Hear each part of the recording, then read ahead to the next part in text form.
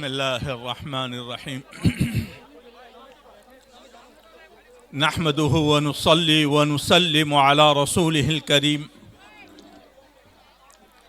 أما بعد فأعوذ بالله السميع العليم من الشيطان الرجيم بسم الله الرحمن الرحيم ولا تهنوا ولا تحزنوا وأنتم الأعلون إن كنتم مؤمنين. وعن عدي بن حاتم رضي الله عنه قال قال رسول الله صلى الله عليه وسلم ما منكم من أحد إلا سيكلمه ربه ليس بينه وبينه ترجمان. رواه البخاري. صدق الله العظيم وصدق رسوله النبي الكريم ونحن على ذلك لمن الشاهدين والشاكرين والحمد لله رب العالمين.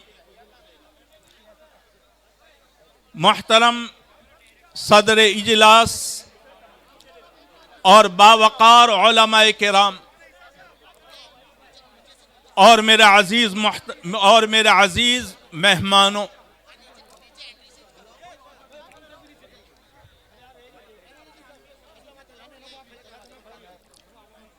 آج کا یہ پروگرام ہم بخوبی جانتے ہیں کہ اس وقت مسلمان جن حالات سے دوچار ہے اور اس وقت مسلمان جو ناموافق حالات سے گزر رہا ہے، اس وقت چاہے اسلام ہو، چاہے مسلمان ہو، چاہے اسلامی شاعر ہو، ان تمام پر حالات دن بدن تنگ ہوتے جا رہے ہیں۔ ان حالات میں ایک باشعور مسلمان کے لیے کیا کردار ہے؟ ایسے وقت میں قانون کے دائرے میں رہتے ہوئے ہم کیا رد عمل کر سکتے ہیں؟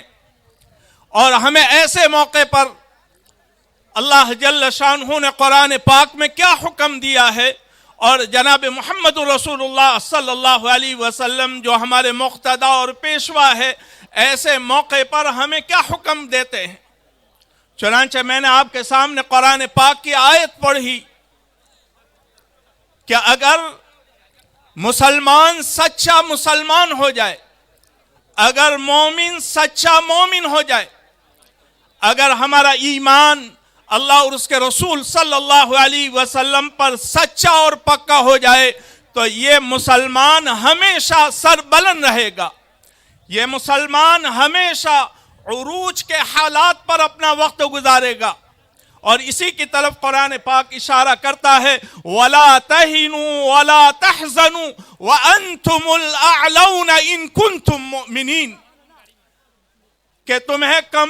کہ تمہیں سست ہونے کی ضرورت نہیں ہے، تمہیں کمزور ہونے کی ضرورت نہیں ہے، تمہیں رنجیدہ ہونے کی ضرورت نہیں ہے، تم ہی سربلند رہو گے اگر تم سچے اور پکے مومن ہیں، اگر تم نے ایمان کے تقاضوں پر عمل کیا، اگر تم نے جناب محمد رسول اللہ صلی اللہ علیہ وسلم کی لائی ہوئی شریعت پر عمل کیا، تو وَأَنْتُمُ الْأَعْلَوْنَ إِن كُنْتُم مُؤْمِنِينَ إِن يَمْسَسْكُمْ قَرْحٌ فَقَدْ مَسَّ الْقَوْمَ قَرْحٌ مِثْلُهُ، اگر وقتی طور پر کوئی حالات آئے ہیں تو اس سے پہلی قوموں پر یہ حالات آتے جاتے رہے ہیں۔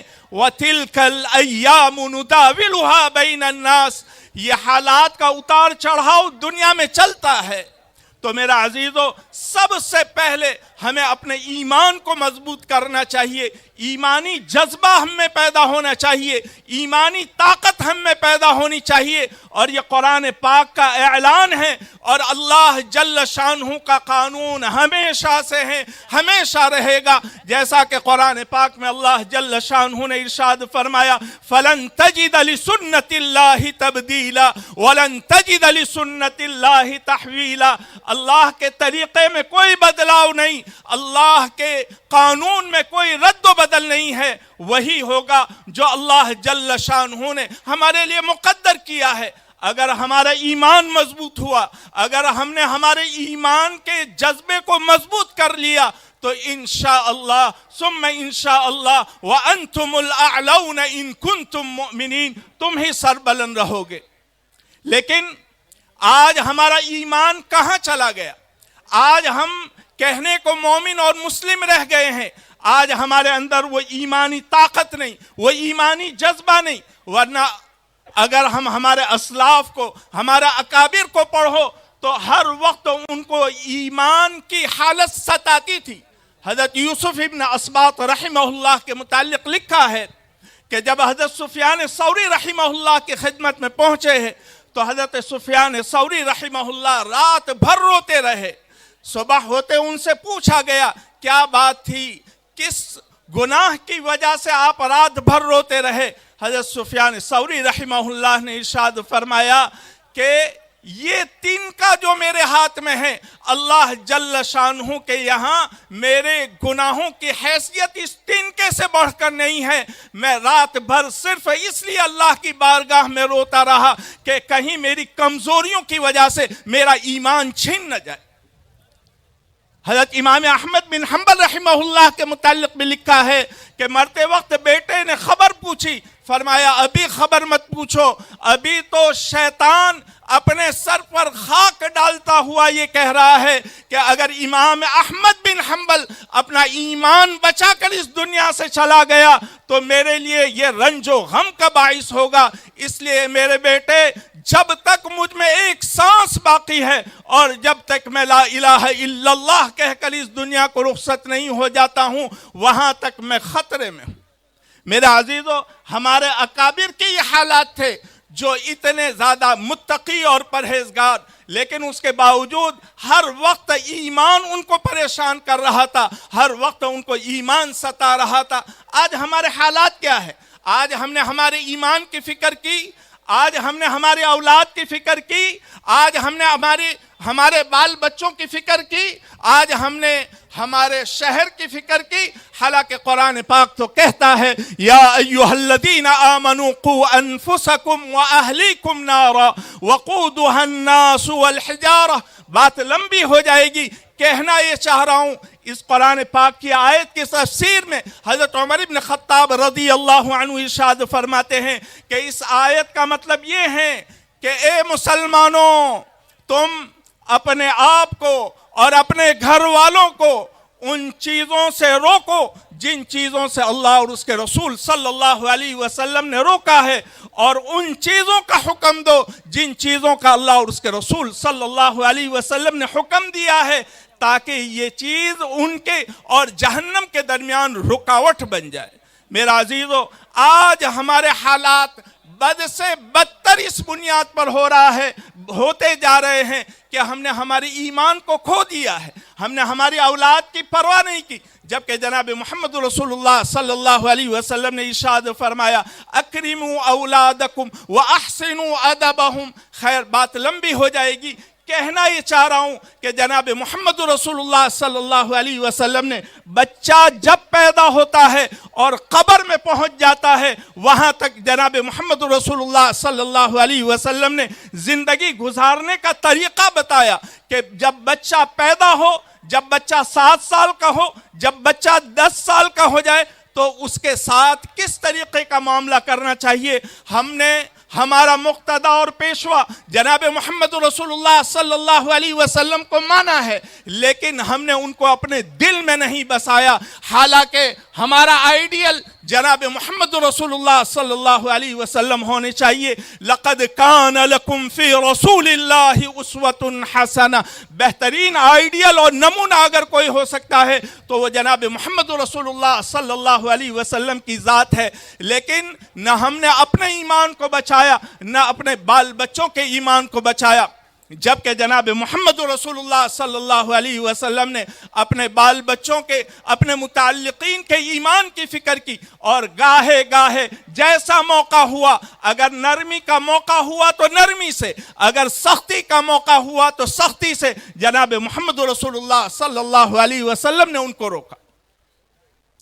جیسا کہ حضرت عبداللہ ابن عباس رضی اللہ عنہما ارشاد فرماتے ہیں کہ حجۃ الوداع کے موقع پر جناب نبی اکرم صلی اللہ علیہ وسلم اپنی اونٹنی پر سوار ہو کر مزدلفہ سے مینا کی طرف جا رہے تھے. جناب نبی پاک علیہ السلام نے حضرت فضل ابن عباس کو وادی محصر پر دیکھا کہ وہ پیدل جا رہے ہیں. اللہ کے نبی صلی اللہ علیہ وسلم نے ان کو اپنے اونٹ پر سوار کر لیا. اس درمیان ایک لڑکی آتی ہے اور جناب نبی پاک علیہ السلام سے ایک مسئلہ دریافت کرتی ہے. اس درمیان حضرت فضل ابن عباس جن کی عمر 14 سال کی ہے حضرت فضل ابن عباس اس لڑکی کی طرف دیکھ رہے ہیں اور وہ لڑکی حضرت فضل ابن عباس کو دیکھ رہی ہے. جناب محمد رسول اللہ صلی اللہ علیہ وسلم نے وہ مسئلہ بعد میں سنا, اس مسئلے کا جواب بعد میں دیا. جناب نبی پاک علیہ السلام نے حضرت فضل ابن عباس رضی اللہ عنہ کی گردن پکڑی اور یوں کر کے پھیر دی. میرا عزیزو, سننے اور سمجھنے کی بات ہے. ایک طرف صحابی ہے, ایک طرف صحابیہ ہے, ایک طرف جناب محمد رسول اللہ صلی اللہ علیہ وسلم ہے, اور یہ موقع حج کا موقع ہے جہاں گناہ کا خیال بھی دل میں مشکل سے آتا ہے, لیکن پھر بھی جناب نبی پاک علیہ السلام نے اسی وقت تنبیہ فرمائی. تو ہمیں بھی چاہیے کہ ہم نے ہمارے بال بچوں کی کیا تربیت کی, ہم نے ان کے حالات پر کیا نظر کی. آج ہمارا بچہ جو عصری تعلیم حاصل کرتا ہے 10 گھنٹے عصری تعلیم میں جاتا ہے, لیکن ہمارے والیوں کو اتنا بھی وقت نہیں ہے کہ اپنے بچے کو دینی تعلیم کے لیے 1 گھنٹہ میسر کرے. میرا عزیزو, ہم بہت دور چلے گئے ہیں. آج ہمارا اسکول اور کالج کا نظام اگر دیکھا جائے تو ہم دیکھتے ہیں مخلوط ملا جھولا نظام ہے, جس کی وجہ سے اگر نوجوان لڑکا اور لڑکی ایک اسکول میں جمع ہو جائیں گے, ایک کالج میں جمع ہو جائیں گے, تو میں آپ سے یہ پوچھتا ہوں, اگر آگ اور پیٹرول کو ایک ساتھ جمع کر دیا جائے تو کیا آگ نہیں لگے گی؟ یقیناً آگ لگے گی. تو وہ ہمارا نوجوان بچہ, وہ ہماری نوجوان بچی اگر مخلوط نظام میں تعلیم حاصل کریں گے, وہاں جا کر تعلیم حاصل نہیں کریں گے, وہ عشق و محبت کی داستانیں لکھیں گے اور وہ عشق و محبت کے دلدل میں پھنس جائیں گے. خیر, بات لمبی ہو جائے گی. کہنا یہ چاہ رہا ہوں کہ جناب محمد رسول اللہ صلی اللہ علیہ وسلم نے جو طریقہ ہمیں بتایا ہے, زندگی گزارنے کا جو طریقہ ہمیں بتایا ہے, ہمیں ان طریقوں پر عمل کرنا چاہیے. آج ہم بہت دور جا نکلے ہیں. چنانچہ جب ہم ہماری اولاد کی تربیت کریں گے, حضرت عمر بن عبدالعزیز رحمہ اللہ کے متعلق لکھا ہے کہ جب ان کی وصال کا وقت آیا تو ان کا دوست ان کے پاس آیا اور آ کر کہنے لگا کہ آپ نے اپنی اولاد پر ظلم کیا ہے.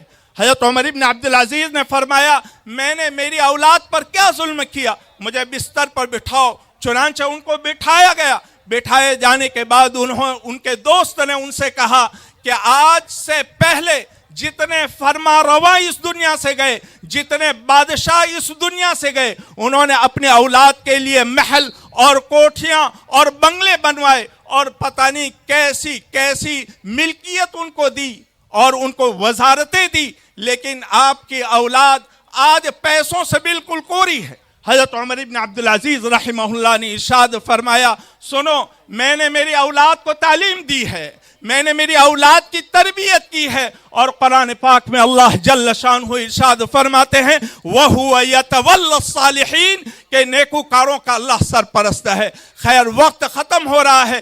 کہنا یہ چاہ رہا ہوں کہ حضرت عمر بن عبدالعزیز جب ان کی تربیت کر کے گئے تو اس دنیا سے رخصت ہونے کے بعد ان کی 11 اولاد 11 علاقوں کی گورنر بنی ہے, صرف اس دینداری کی وجہ سے. تو میں کہنا یہ چاہ رہا ہوں, ہم اپنے ایمان کی بھی حفاظت کریں, اپنے اولاد کی بھی حفاظت کریں, اور سب سے بہتر کام یہ ہے کہ ہم ہمارے اخلاق و اعمال کو درست کریں. جب تک ہمارے اخلاق اور اعمال درست نہیں ہوں گے, اس دنیا میں بدلاؤ نہیں آئے گا. جتنی قومیں آج سے پہلے گزری ہے, اگر ان کا عروج و زوال دیکھیں, اگر ان کا اتار چڑھاؤ دیکھیں, تو ان ساری چیزوں کا مدار اخلاق و اعمال پر رہا ہے. اگر ہمارے اخلاق درست ہو گئے تو انشاءاللہ وانتم الاعلون ان کنتم مؤمنین، تم ہی سربلند رہو گے۔ اسی لیے طبرانی کی روایت ہے، جناب محمد رسول اللہ صلی اللہ علیہ وسلم نے ایک دعا پڑھتے ہوئے فرمایا، اللہم کما حسنت خلقی فحسن خلقی، رواہ الطبرانی فی الدعاء، اے اللہ جیسے آپ نے میری شکل و صورت کو بہتر بنایا، میرے اعمال کو درست فرما۔ کہیں ترمذی شریف کے روایت میں جناب نبی اکرم صلی اللہ علیہ وسلم ارشاد فرماتے ہیں، اللہم انی اعوذ بک من منکرات الاعمال والاخلاق والاہواء، اے اللہ میں تیری پناہ مانگتا ہوں برے اخلاق سے، برے اعمال سے، بری خواہشات سے۔ تو ہمیں ہمارے اخلاق کو درست کرنا چاہیے۔ میرے عزیزو، میں آپ کو اس بات کا پیغام دیتا ہوں کہ لوگوں کو محبت کا پیغام پہنچاؤ۔